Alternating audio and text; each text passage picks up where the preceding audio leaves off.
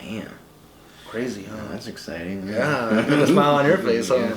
I'm ready to play that. Exactly. Live action shows like that tend to have a curse, you know? Yeah. Mm-hmm. It's probably like Death Note. Mm-hmm. Fucking Dragon Ball Z. Evolution? Yeah, that was horrible. Fucking... Everything. And making my character in Diablo 4, because I haven't played an RPG in so long, except for like God of War, which is like semi-RPG. It's more like action, yeah. And when I made my character, I'm like, okay, Druid and this and ooh, and I want to do that. And then I played Baldurs Gate, and I'm like, tiefling?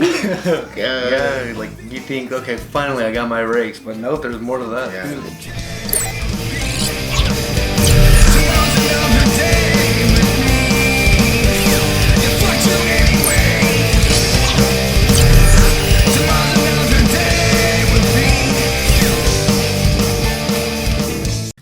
Hey folks, welcome to Pop Culture, a show where we dive into the geeky side of pop culture with movies, music, games, Marvel, and everything in between. My name is Nik Sebastian. I'm your host. I got sitting next to me J-Rod, Sep Jaddy J. What's going on, everybody?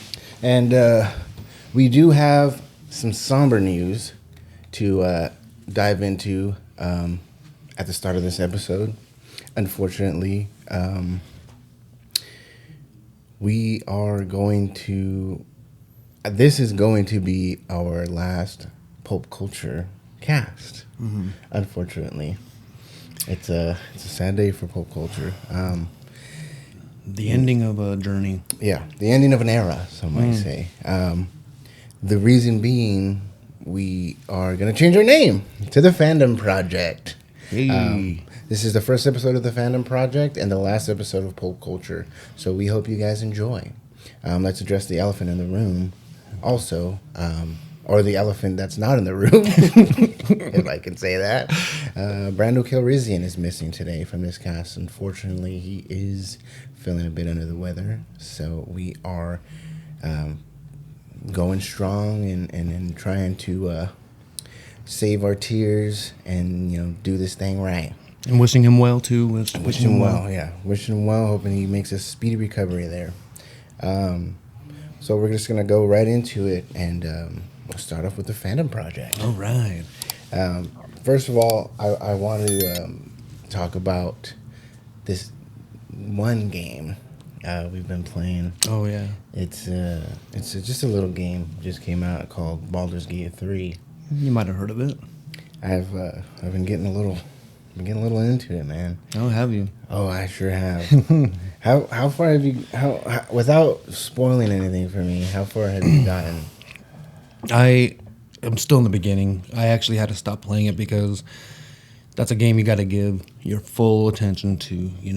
Oh yeah. There's just so much to do in that game. I mean, like right now I'm playing Cyberpunk, so I'm trying. I saw that. Yeah. Yeah. So did they release the update yet, or? Yeah, they released a 2.0 update, and I saw a video about a video of a guy playing the new update with like the car stuff and the whole cop thing, cop chases, gang wars, and all that. And so they released back into it. Yeah. So right now I'm back into that, and I'm also going to be getting the DLC for that. So I don't want to disrespect Baldur's Gate by distracting myself with another game like Cyberpunk. Yeah. It's definitely once you start it and you realize how fucking intricate it is, and like, oh, okay, this is a game. This is Dungeons and Dragons right here. Right. And it's like a Dungeons and Dragons simulator. Is what it is. It's crazy because in every situation, you literally can go about it any way. There's more than one way to do things, And oh yeah. Sometimes you don't even know if this is the right way, but there is no right or wrong way. So it's that's what makes the game cool, and part of like what I mean by you got to really just be fully invested into that, Yeah. Otherwise, you're gonna be like going back from that game or to that game from another game, and you're gonna be like, what the hell? Where am I? Exactly. You have to keep that continuity. Because you might, just like you said, you might be doing something one way, and you come back and you find another way to do it, and it kind of throws you off. Speaking of that, where I am right now is, do you know anything about a goblin camp? No, not yet. Okay, wait. I think I'm on my way towards one. Okay. So I'm there right now, and there's some things you have to do, and I've been looking at a manual. Actually, I have like it's a live map. I use one for Zelda too, and it's on the map. It's an online map that has every interaction, every NPC, every treasure chest, every anything, and you can on the legend you can pick and choose what you want to show up on the map. Okay. Just in case you don't want to, have any spoilers or give yourself too much of a crutch. Yeah. But I have everything on. yeah, sure. But I was looking through it, and me being at this goblin camp right now,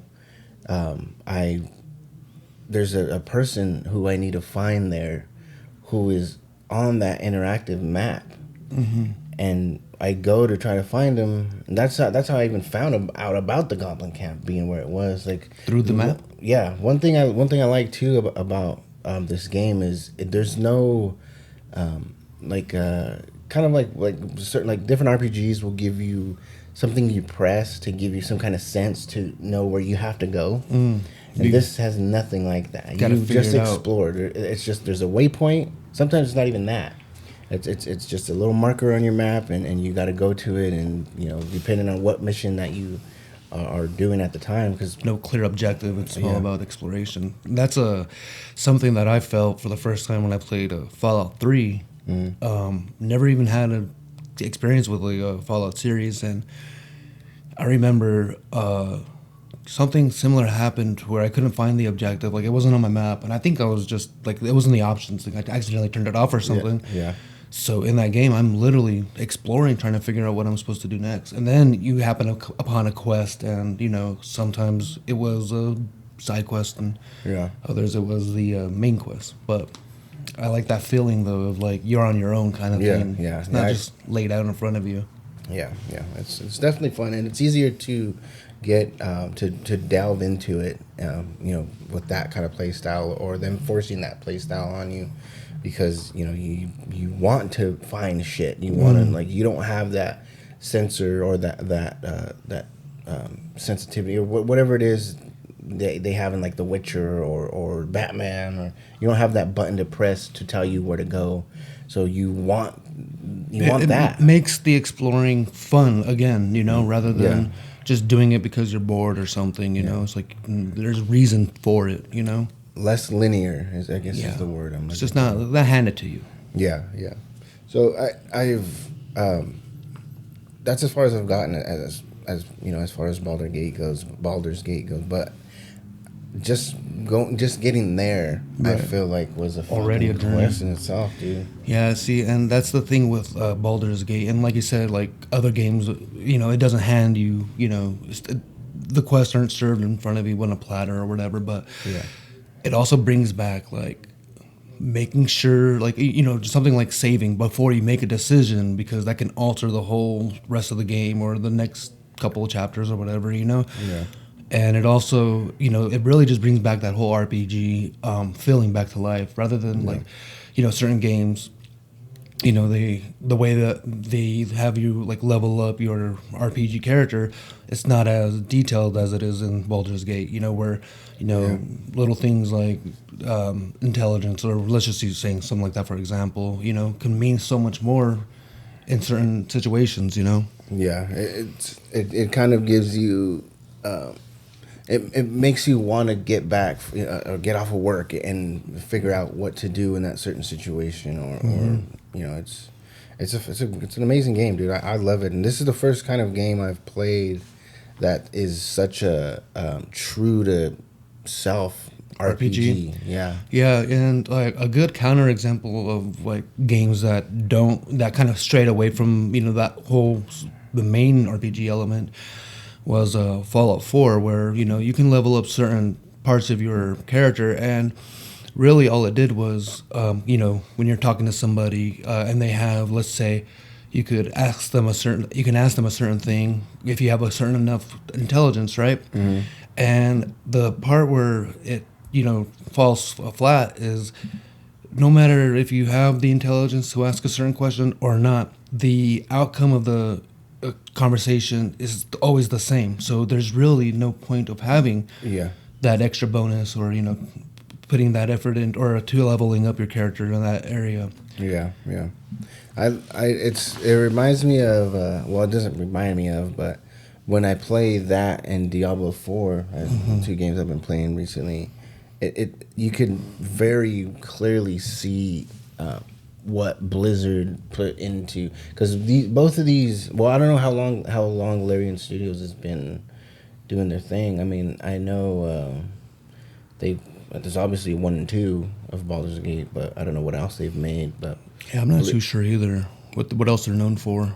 But I know Blizzard has been around for quite a while. And you got Warcraft, and you can see the different things that they choose to kind of center on in their games, and one being the character creator, especially me playing Diablo 4 first, and then playing Baldur's Gate, and making my character in Diablo 4, because I haven't played an RPG in so long, except for like God of War, which is like semi-RPG. It's more like action, yeah. And when I made my character, I'm like, okay, Druid and this and and I want to do that, and then I played Baldur's Gate. I'm like, Tiefling? Yeah, like you think, okay, finally I got my race, but no, there's more to that too. Dude, there's different tons of shit to do. Sides of the race that you wanna choose, and it's a lot of detail, man. So much, and it's not a bad thing either. That's why I'm saying, like, you have to really just make sure you're not distracted when playing this game, because there's just a bunch to get lost in. Yeah, I like it though, dude. It's definitely fun. At the beginning, I know we talked about in the last cast or the last episode on whether we should get Diablo 4 or Baldur's Gate, and especially playing it now, or having played as much as I have. I'm like, dude, Baldur's Gate 3 hands down, but I still, when I go back to Diablo 4, it's fun as fuck, dude. It's hella fun, because it's like when I want to play, like when it's like night, like baby goes to bed, and I'm like, okay, let's get some game time in, and I'm like, okay, what do I have to do tomorrow? It's gonna be busy. Should I go to bed early? Right. When I feel like that, like, okay, let's just get a couple hours in Diablo 4, boom, right off the bat. Fire it up and just start walking and going everywhere and fighting hordes. And everything's so close. So the map is huge, but to get to everything, it's walkable, because you have to walk. But you can fast travel, but to get there first, unless you get a mount. I haven't gotten a mount yet. Me neither. And I think I'm almost in like Act 3 of the story, and so it's really? I'm like, what the hell? Have you met back up with that dude from the beginning? Oh yeah, I met with him, and you meet another guy. I met Donnan. So have you seen or Drake or whatever? I'm actually doing right now. I'm doing with the druid and the blood-ridden forest. Yeah, and you're kind of following the dog. Did you see the guy in the tree? That's the cut druid. In half? Yeah, that's crazy. Yeah, that's right now. I'm in that dungeon. So you haven't fought the boss yet? No, I did fight the boss, the Cerberus looking dog. It's like half of his body. Oh, no shit. It's made from the rest of that guy's body. Yeah, that Cerberus looking dog. Yeah, creature. I know he said that, but I didn't. It's actually Lilith. Big ass heads. It's Lilith's pet, I think, now. Oh, because she calls him back when you fight him. Remember, she doesn't let you kill him. That's what happened. Yeah, and now I'm going back to look for him again. That's where I left off. Go ahead. Oh, I was going to say, that's the thing with Diablo 4, though, is that it's an online game, so it's more of an end game kind of game. You know what I mean? Yeah, like, that's what you're saying. Well, they have like the whole season pass thing, too. Yeah, that's true. As far as I'm concerned, though, Baldur's Gate is just a single-player RPG, and so, it's like when we said on that cast, it's kind of like... it's two games that shouldn't even be compared. Yeah, they're RPGs, but in their own right. Yeah. That's exactly what Brando was saying. He did pick Baldur's Gate, and I was like, wow, he must have some nostalgia with it. Right. I was like, Diablo seems so much fun. Yeah, more because fun. like instant gratification we were Yeah, talking about because of the history we have with RPGs. Yeah, and, coming from action RPGs. and Baldur's Gate was one of those kind of like a leap of faith. More so for you though, because I do play turn-based games. That's exactly what I was going to get into earlier. Was us talking about that and knowing that I haven't played any kind of turn-based games yet, and that swaying my decision when it came to what game I wanted to get. But I guess we weren't taking into account that we could just fucking buy both. Yeah, I mean, We could each buy one because we. it was more like which one do we want to play first? Yeah. Well, yeah, exactly. But once I got into it and I actually did, like sit down and force myself to get over the whole turn-based thing. Right. I love the fucking fighting, dude, because you get to make all these decisions before you have to carry them out. Plan your attack or plan anything really. So with what I said earlier about how I feel like it's a game that's so big and so rich in content that you should only be playing that game. Mm-hmm. How do you feel about that? Because I know that you're playing Tears of the Kingdom as well. Well, I finished. I'm not finished with it. I still got to beat the last boss, but I've completely put that to the wayside. Except for like when I'm out somewhere, I'll bring it with me. I don't play it at home anymore. It's not the game. It's not the go-to game, like you said earlier. It's not the game that you're thinking about when you're driving home. Yeah, exactly. Now it's Baldur's Gate, and there's so much more content that I have to think about rather than want to think about. I mean, I still want to, but you kind of get what I'm saying. Yeah, like, it requires that. Yeah, that's part of the game. Yeah, it's not just. It's a game where it's not just about the action. Yeah, there's more to the game. But I mean, Zelda's still. I mean, I still want to beat it. It's more so that I'm kind of stuck where I am right now. Oh, okay. So I kind of use that to get myself into Baldur's Gate, or it's no problem for me. Like I'm not like, I gotta play Zelda. Right. Also, too, I always love the feeling of getting into a type of game that you're not normally accustomed to. Like for you, I remember when you first started playing RPGs with Skyrim. Yeah. But or something like like Baldur's Gate, like you're not used to the turn-based, and yet here you are playing your first one, and you're loving it. It's like you popped your cherry, and it's always that game's always going to be some a special game for you because of that fact. Yeah. I mean, yeah. As far, but even as far as Skyrim goes, like when I think about it, because I mean, obviously I've been thinking about Skyrim because we've been talking about it. In the podcast and you always think of your first. You always think of your first. Yeah, well, your first. You got like Starfield out too, so it's hard not to. Yeah. But just going back to that, it's like, fuck, dude. Baldur's Gate is its own entity entirely. Like, I fucking love it, dude. I still have yet to get any kind of like romancing or like just any kind of friend or companion to different levels, like because you can get your companionship with your companions to different levels. Yeah, like you can level them up as well. Your whole party.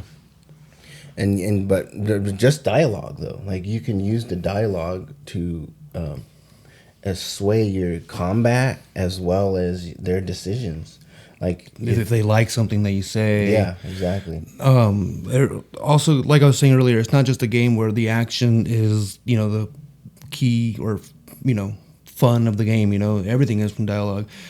There was this game called Disco Elysium. Mm-hmm. Yeah. And that game was the first kind of game like that I had played. And, I'll always remember that game because of that reason. And I enjoyed it. There wasn't even any action. It's just all talking and trying to figure out ways to get information from people. Yeah. And it turns out that Disco Elysium wasn't the first game of its kind like that. I ended up finding out that they were taking notes from games like Baldur's Gate. Mm-hmm. So that makes Baldur's Gate 3 even more refreshing for me because it's like, wow, okay, I love Disco Elysium, and now I get to play this, which is like that, but 10 times bigger. Yeah, yeah. Oh shit. There's well, just like I was talking about Skyrim, that's the kind of game like that for me. Like it's something that I enjoy relating to. You know what I mean? Yeah. Like you said, it's your first. You're always going to compare. Yeah, yeah. And I don't think I've played, because I didn't play Disco Elysium, and I don't think I've played anything else that's so in touch with its RPG side. You know? Mm-hmm. But I dig it, dude. I like Baldur's Gate a lot, and I'm excited to play more. You recently watched Mortal Kombat 1.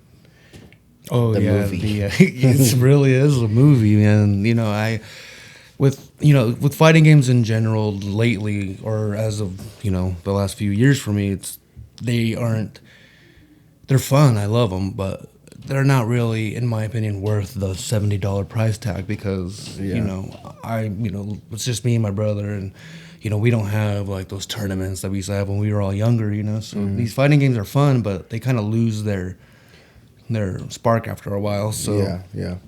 I didn't purchase it, but it was on YouTube, the whole storyline for Mortal Kombat 1, and man, that storyline was just top tier. I watched the beginning of it, and I remember you talking about it, and something happened that night. I got off work, I wasn't able to watch it, but I kind of watched like a little recap of it, and it's just that recap was like, it's so much information being fucking pushed on you at once, and right. I had to stop. I was like, I don't know what the fuck's going on, dude. There's no way I wanted to watch it.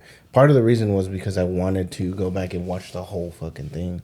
Yeah. And I'm excited to play it. I might just fucking buy it next week. I think I might. Ooh, Yeah. let me know if you do. Yeah.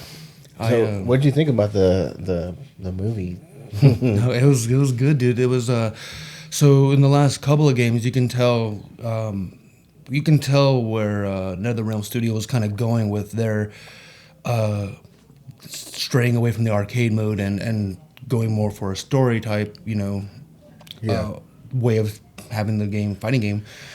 And this is probably the one where they nailed it. They got their story line down with mixing it with the actual combat. It's like a movie, you're following these characters, and when they do get in a fight, it transitions from the movie clips to the fight so well, and it doesn't feel out of like, how should I say, like, it doesn't feel forced, like, okay, well, you haven't played as this character, so we're just gonna randomly bring them in, and you're gonna have to fight so many enemies with this guy. Like, it's like each character felt, you still stay with the character that is in that same cutscene, and is it when you go through a campaign, does it pick who you are, or do you pick the character that you want to go through the campaign with? So the only time you're allowed to pick a character is the very last battle. Oh, really? Mm-hmm. Other than that, you're following the champions throughout the whole story. I don't want to spoil the story, but like, you have your time with each character, and like I said, it doesn't feel forced. It's just all part of the story, and this would have been a great actual movie. Like, don't get me wrong, I did like the remake a lot, but man, this, I would have rather watched this. Damn, really? I'm gonna have to watch that tonight or something. You said it was like 3 hours, worth of cutscenes? 3 hours worth of cutscenes. A little longer than that, but yeah. And the way the cutscenes are, is it like, scene by scene, or is it? You said that the way that they mesh into each other is like really good, or like. Yeah, and so like with the video I watched, you're watching all these clips, and when they transition to the fight, that's the only thing that they skipped. Oh shit! You scared the fuck out of me.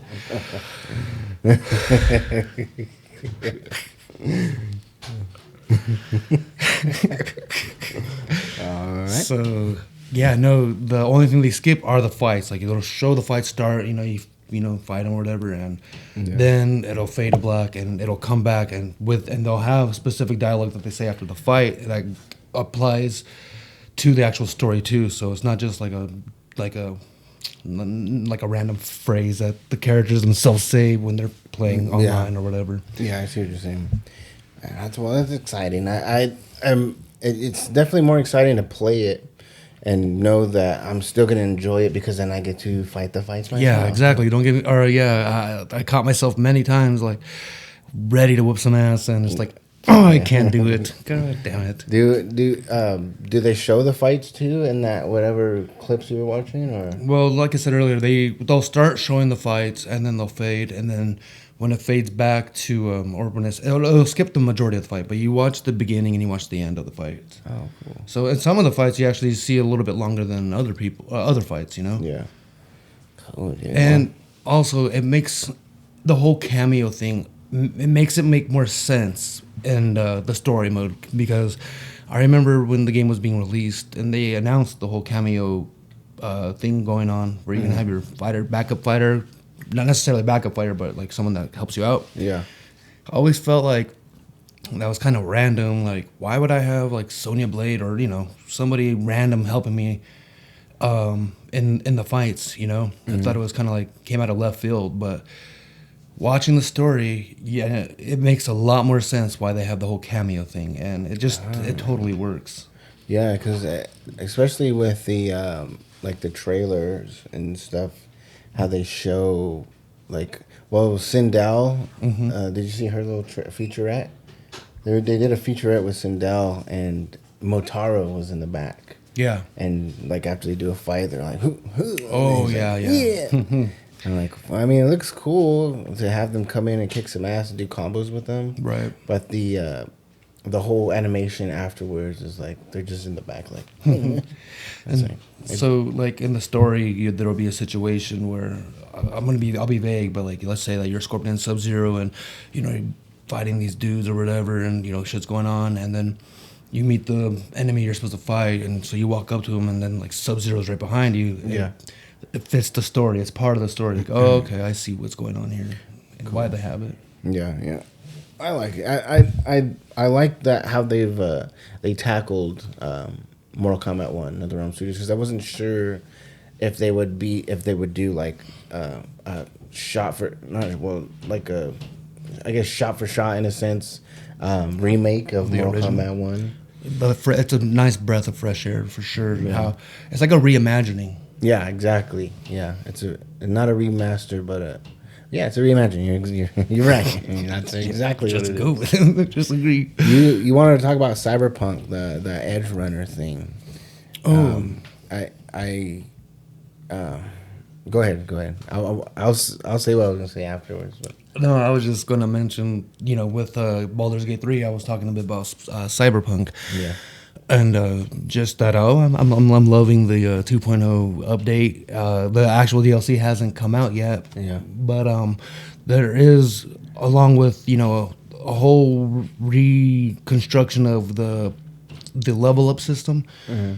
They've added new guns, and there's even some new, let's say, what do they call them? They're missions, obviously. Yeah, I think they just call them missions in the game. Mm-hmm. So there's a couple of like newer missions and stuff like that, and like one of them, in particularly, was you find this graffiti on the wall, and you find a brain dance next to it, and you put it in, and it shows a clip from Cyberpunk Edge Runners, and so there's a little bit of a quest right then and there that involves the Edge Runners or anime. Are they in the same style as in the game, or does it cut to the anime style? It cuts to the anime style. Oh, no shit. Yeah, it cuts to the anime style, and then after that mission, you're rewarded with one of the main characters. They have a signature look, and you're rewarded with their jacket. Cool.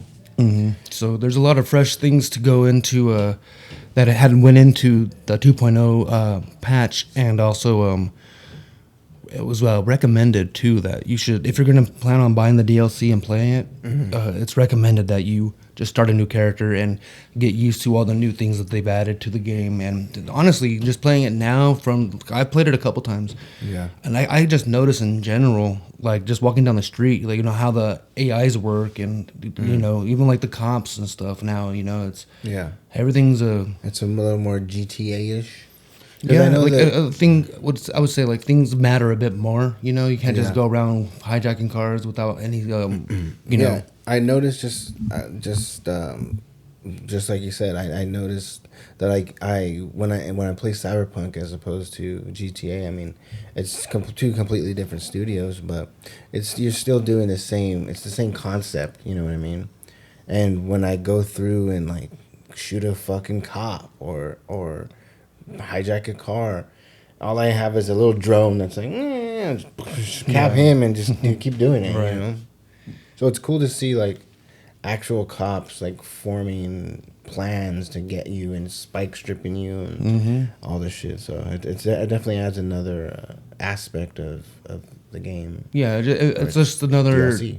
right. It just makes it feel much more alive. Yeah, You know, and yeah, you know, you know, it's just cool that they added the whole connection to their anime because people were, you know, I don't know if you've seen the anime. No, Edge Runners? No, that's what I was gonna say. I was gonna say that I've been wanting to see it, and I didn't know until today or a couple of days ago actually that the Edge. I thought it was like a parkour, but it's apparently they're like graffiti artists or They're edge runners. They're, you know, mercs for hire. so it's not like parkour or graffiti.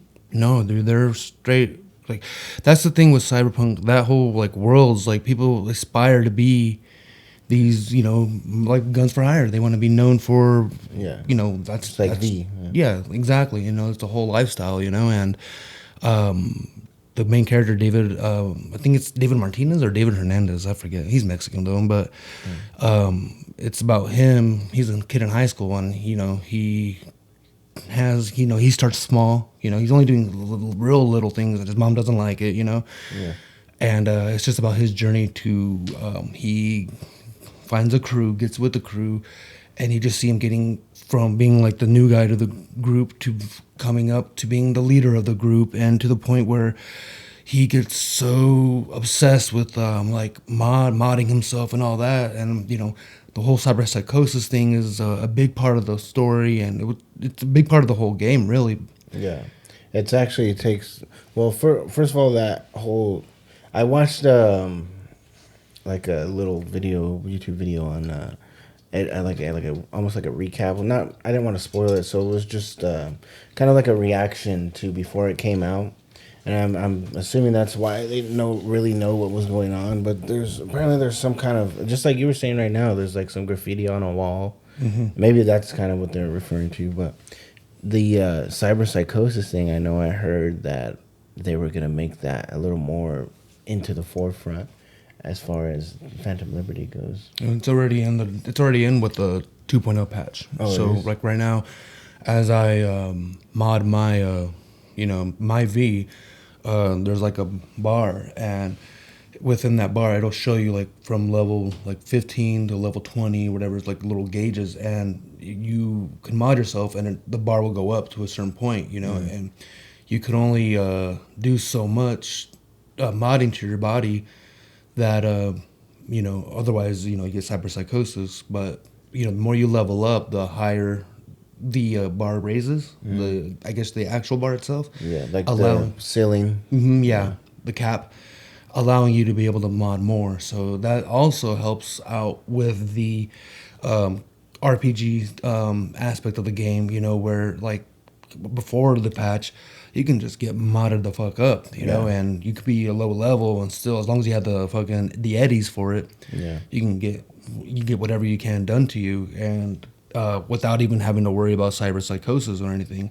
Whereas like in the rest of the game, you're hunting down people who are all you know, modded out and have cyber psychosis. Yeah. So that, you know, being a real big part of the game or story, I'm glad that they actually. It made sense to. Yeah, exactly. Yeah, I like that. There's that like a different weapon mods that they brought into it as well. Like with the, I don't know if I think it's with the patch too, like different shotguns, different swords, katanas, like all kinds of different. I thought it was just gonna be Well, I guess we talked about how it was sort of like Destiny, the Taken King, how Right. that was. And they did bring in new weapons, but I wasn't expecting it. And then I was looking at a list of all the fucking new weapons and all the different mods you can add to those weapons, and it looks fun. You know, it's probably downloaded because I have automatic downloads on. So Well, this is CD Projekt Red is known for making great DLCs, and the DLC Phantom Liberty right now it's got, I believe it's a 10 or a 9 out of 10, and it's, from what I've read, it's being hailed as the best DLC that's ever been made. no shit. Mm-hmm. Damn. Crazy, huh? That's exciting. Yeah, I put a smile on your face, huh? Yeah, I'm ready to play that. Exactly, dude. And it's the storyline. It's about 20 hours long, just the story alone, just the main missions. Yeah. That's not including all the side shit you get to do. Fuck, dude. I think Miles Morales was about 20 hours too, wasn't it? Yeah, it was it was longer than just A I mean, it was DLC. its own game, but it was Right. kind of like a DLC. It was like a 1.5, huh? Yeah, something like that. Yeah. And well, speaking of that, Spider-Man 2 is coming out pretty soon. That one's gonna be sick, dude. Yeah. And another thing with Cyberpunk, the new game or the new DLC, is that there's even a new district too. So you got a whole new area to explore, and who knows what comes with that. Yeah. Well, that's exciting. I'm excited for that. Hmm. Did you So you said you watched One Piece? Yeah, man. I was actually, speaking of the whole Cyberpunk anime, One Piece, the live action One Piece it's a 8-episode season, and And you said the episodes are like an hour long? 45 minutes to about an hour. Yeah, they all kind of vary, Yeah. but they're all around that time. And I was impressed, man. I've seen clips of the anime itself. I've never actually sat down and watched episode after episode. Yeah. But I know some of the characters, or at least of the characters, But actually getting to know everybody and the actual story, or I think the first season covers about 40 episodes. And man, I liked it, and especially for being a live action adaptation from an anime, and like that they have animes like that or live action shows like that tend to have a curse, Yeah. It's probably like Death Note. Fucking Dragon Ball Z. Evolutions, yeah, Yeah. that was horrible. Fucking Everything. Avatar. I think the only good one was like Mob Psycho, I think it was, and that was in Japan only. Yeah, I know Full Metal Alchemist they did that, and also one other one, Cowboy Bebop. Yeah. So there's definitely a curse, that's for damn sure. Yeah, Cowboy Bebop it started out pretty good, but I lost interest so fast, dude. Damn, that's a shame, dude. It had this real like fun, almost like Scott Pilgrim kind of thing. Yeah, it did. That's why I liked it, but with I just don't think I like that Steve Yan, or what's his name? Stephen Yoon, or no, that's that's Glenn. But guy from White Castle. yeah. You don't care for him. No, I don't like him. I already don't like this guy. I prefer Kumar.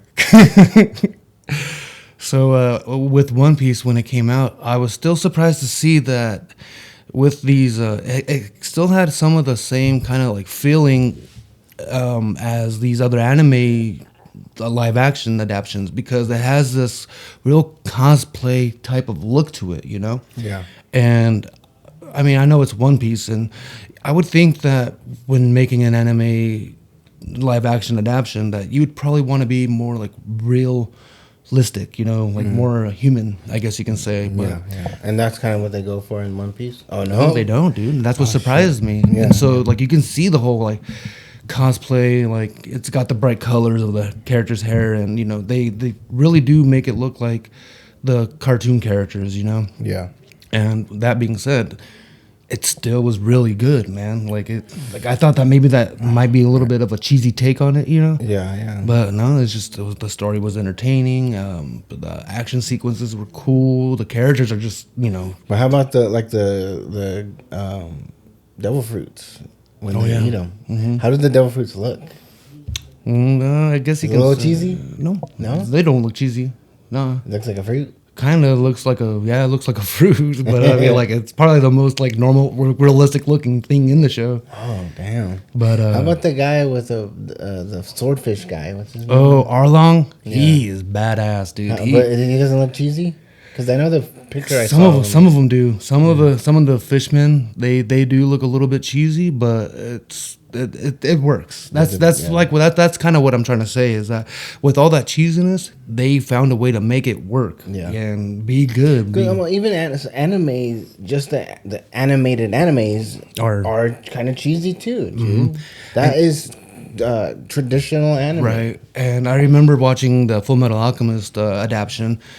And you know they kept a lot of that cheesiness from the show, and it made me like that helped me think or realize that animes are like that, you know. But they can pull it off with the style, you know, with that cheesiness because of it being an anime as well, you know. But that's why I said earlier, like you would think that if they're making a live action adaptation, that they would go for a more realistic human approach rather than stick with the anime cheesiness, you know. And go ahead.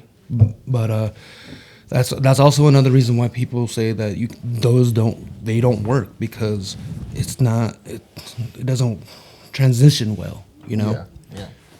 See when sorry, carry on. I gotta put a pillow back here. Okay, I can see doing something over there, but yeah, you know, and that kind of cheesiness just doesn't transition well to the big screen, or you know, just to real life or live action, you know.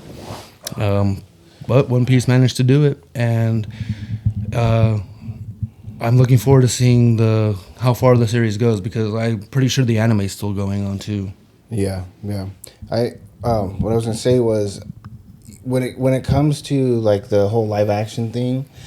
And you get that cheesiness out of it. I think it brings you even more in, because I mean, when you see a live action anime, you want it to be as close to the anime as it can be. Right. And when it brings that traditional anime feel, like I've yet to, it's like the whole crying. Like, no, you're right. Yeah. You know, like I've yet to see something like that in live action. But even if they did something like that, I would like it. You know, I've seen things like.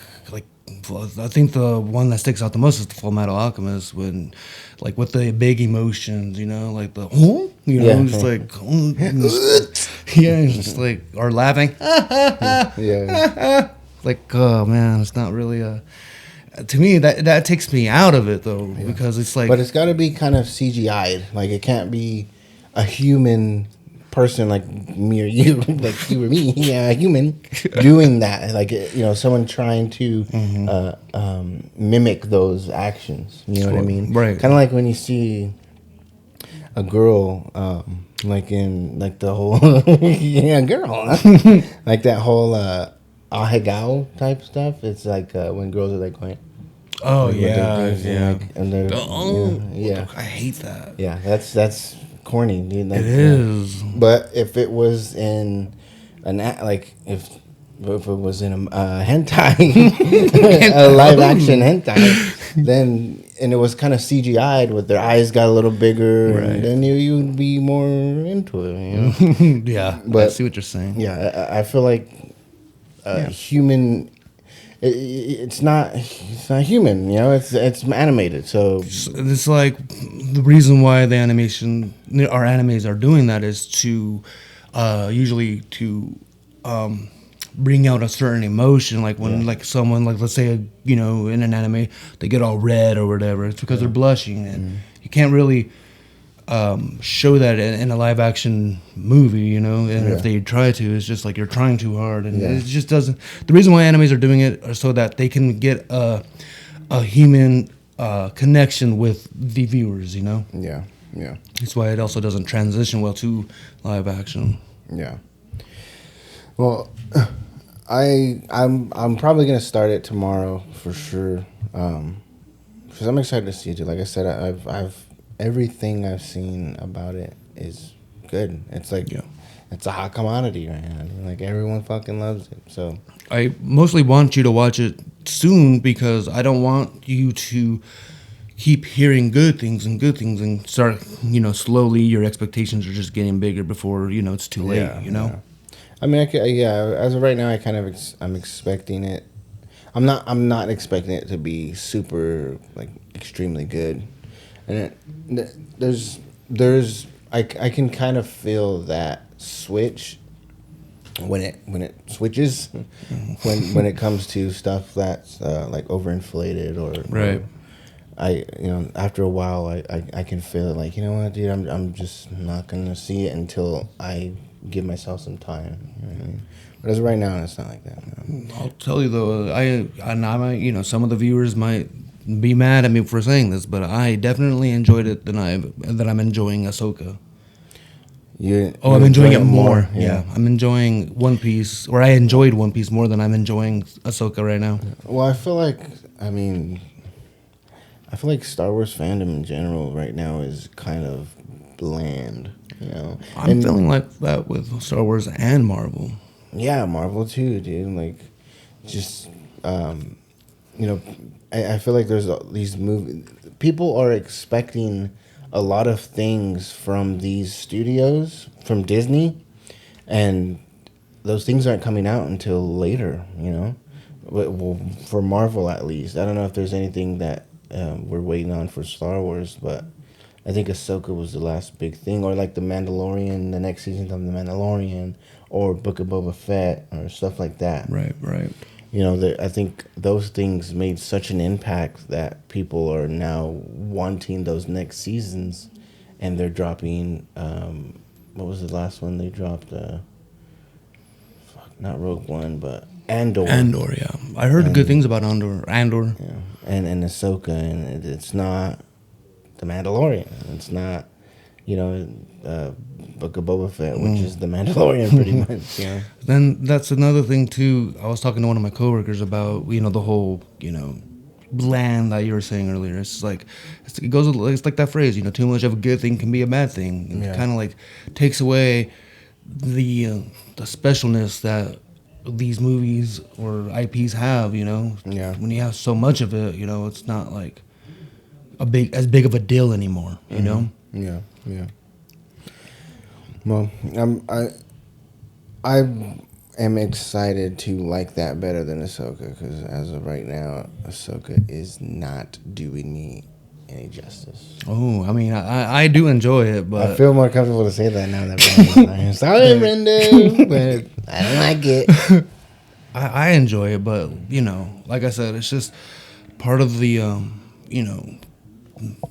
too much of it, too much Star Wars, too much Marvel, all of it. Yeah. Just if it was all spaced out, Well, the next Marvel movie, whatever that is, I don't know. Oh, Loki season 2. Miss Marvels. Oh, is that coming out before Loki? The Marvels. I'm not too sure. I feel like that's gonna drop at a good time.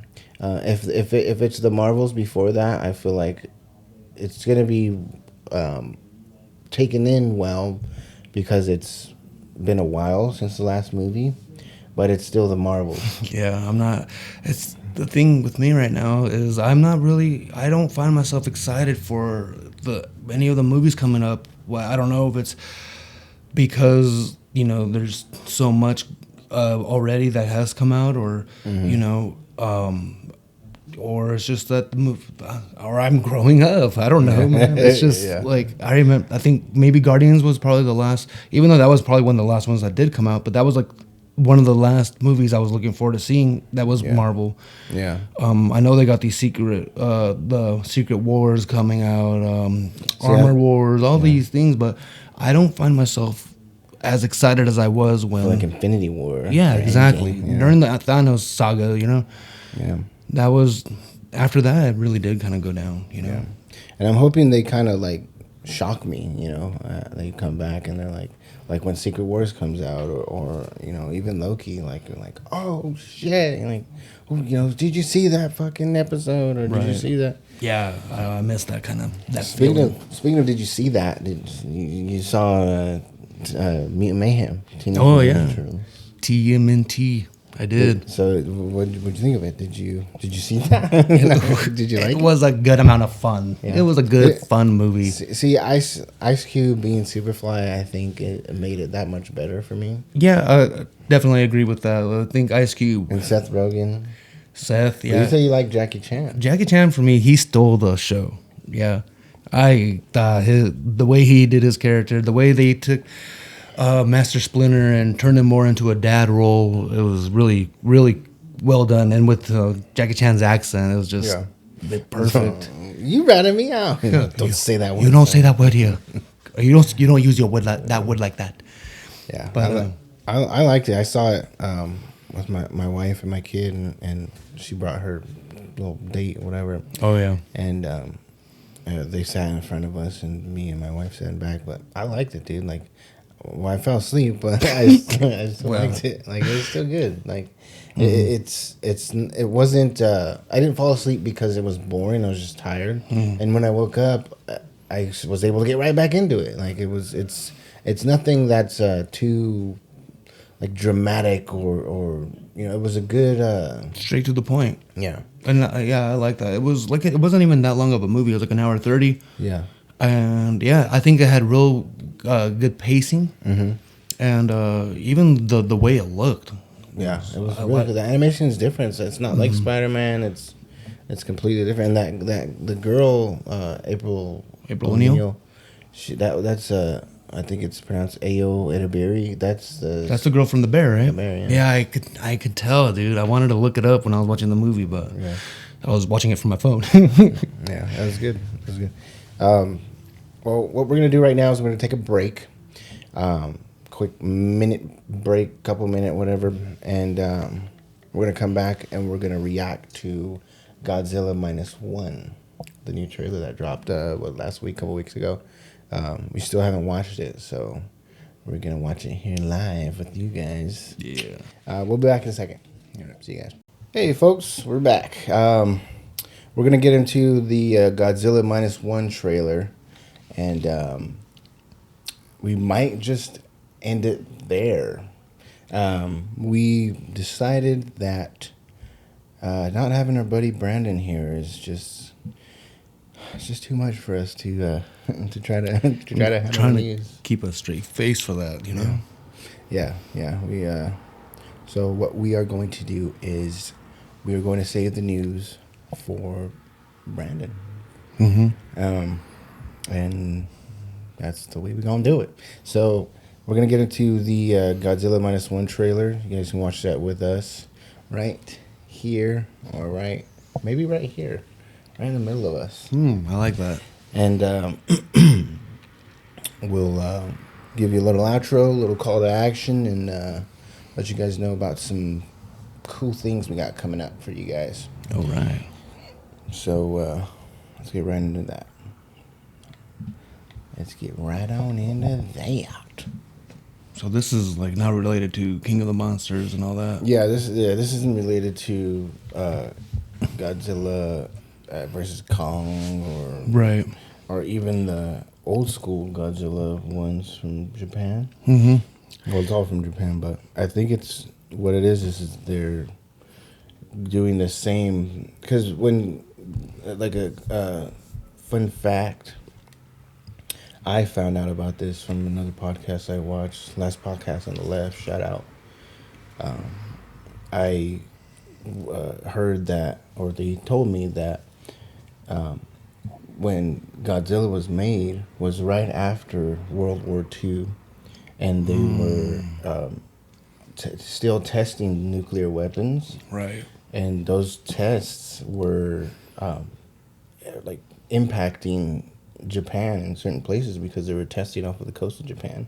And this is a Japanese test. Okay. No, this is the U.S. The U.S. were testing close by, yeah. And they came up with Godzilla in the 40s or early 50s, late 40s, or mid 40s, something like that. And that's what they were trying to purvey was the destruction. Like, his breath is nuclear breath, right? And the destruction of the nuclear weapons in USA. Crazy, huh? Yeah. So I think that's the inspiration kind of behind Godzilla was through nuclear bomb testing. Yeah. So if you kind of throughout this trailer, kind of have that mindset, I think that's what they're going for, and they're doing it to the nth degree. And this is actually a Japanese-made movie, right? Yeah. Like King of the Monsters and Kong, those were all U.S. This Yeah. one's actually, and that's cool. Yeah. All right, let's see. All right.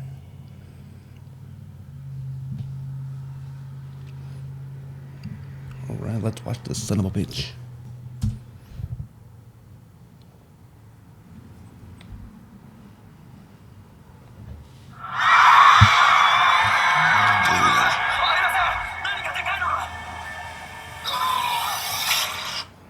Okay. Damn. Takashi Yamazaki.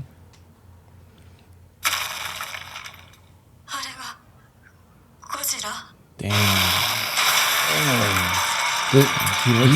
Do you think he kind of looks like just that one steel frame? Do you think he looks exactly like the Godzilla in the U.S. movies? I say it closely looks like him, you know. Yeah. I thought that this was That same one? Yeah. There's a scene too about from what do you call it? The original shit. I forgot what I was gonna say about that. And the King of the Monsters, where he looks more like the Godzilla from the Japanese ones, Yeah. rather than before. Oh, okay. Yeah. So it makes more sense than. Yeah, like the other way around. Post-war. Dude. I'm actually excited. Yeah, like kind of what I was saying about the whole post-war. Yeah. I mean, they blatantly. They even showed something with the United States, like it looked like a government like file or something like that. It was like a power, not a PowerPoint, but it showed something like that. Yeah. But I was gonna say that with the other Godzilla movies, that the U.S. made ones, I feel like a lot of the human side of the stories were very like lackluster. I really didn't give a shit about it. And Yeah. this one seems to be Like it has some. dramatic flair to Yeah, it. yeah. You know, to There's the something human. behind it. They're driven by something. Well, Right. Driven by the U.S. Probably fucking their shit up. Well, and that's like when it comes to like those monster movies, you know, a lot of times they just pay attention to the action side of that. Yeah. Like well, one opposite take would be Cloverfield, where you don't really see as much of the monster as much as you're with the actual humans trying to survive. You know, Yeah. and I like that about Cloverfield. They really grasp that. Yeah. Well, especially coming, it being like a found footage type. Oh thing. yeah, and that was like one of the first of its kind. Yeah.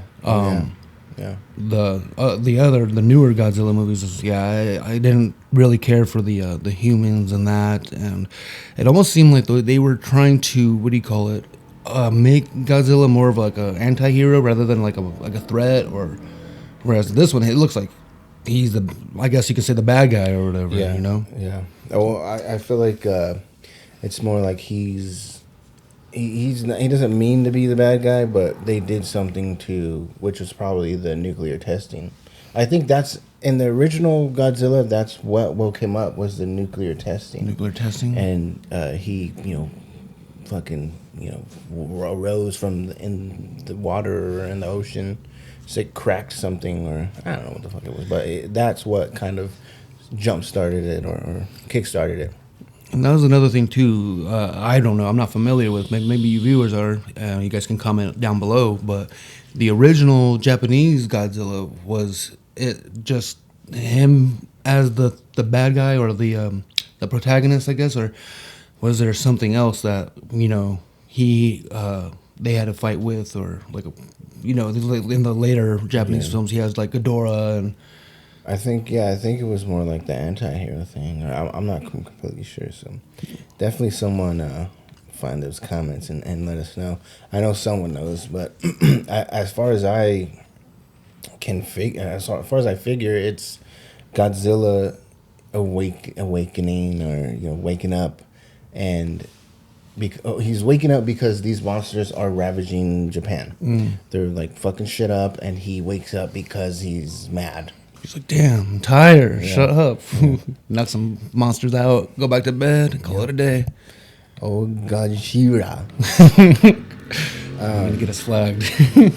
No. But what was I gonna say right now? I wouldn't mind it if Godzilla was the bad guy, and it's just a survival movie. You're trying to survive a monster. Yeah.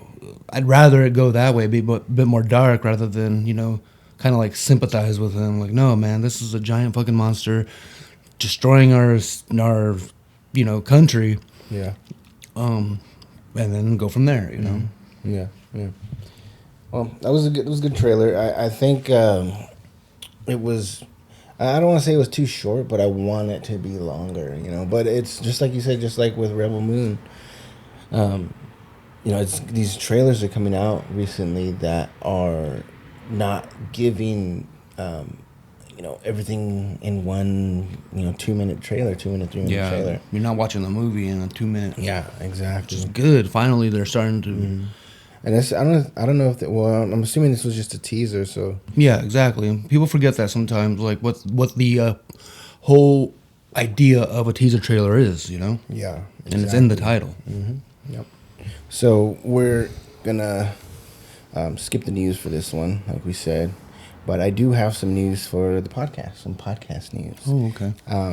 I want to mention, first of all, I want to mention that I am very thankful. We are very thankful for the past 2 episodes that we had, our first video episodes, for all the comments and criticisms we got for how we did on that episode or those episodes. So we thank you guys for that.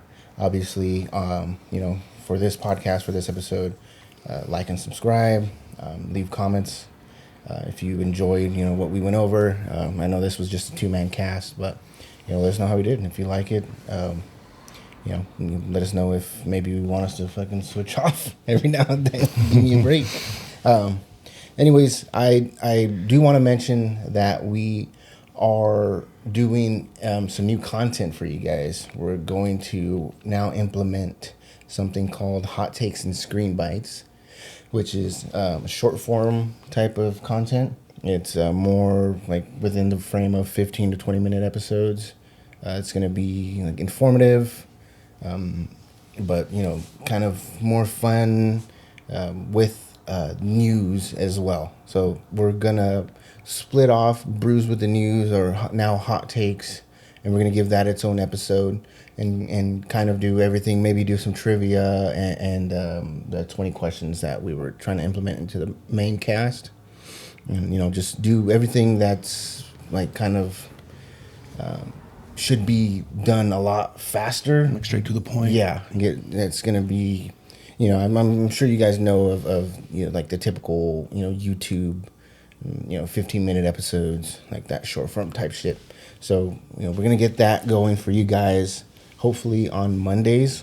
This episode, the Fandom Project, the podcast, will have its own set in stone date or day that it's going to be released, and that'll be on Fridays. So this episode is going to be this Friday, or whichever Friday you get it. It's going to be on Friday, and 3 days after that, actually no. So this episode will be on Friday. You'll get it on Friday, but we won't have Hot Takes and Screen Bites for you guys. The next one after this will be after this one drops. Right, that Monday after that, you'll have Hot Takes and Screen Bites. So within the next couple weeks, we'll have that for you guys. So we hope you guys like that. It's something new. So like we said, like we always say, comments and criticisms are always welcome. If you can, do us a great big favor and go over to the Spotify page, which is the audio only podcast, and rate and review that. If you enjoy that more than the video podcast, there are people out there who can't watch the video, or they're driving to work, or and if you do indulge in that, then feel free to rate and review. We don't ask you to give us a 5-star rating, just be honest is all we ask. So with that being said, ladies and gentlemen, girls and geeks, as the credits roll on this episode, we extend our most humble invitation for you guys to join us next time right here on the Fandom Project. We'll see you guys later. See ya.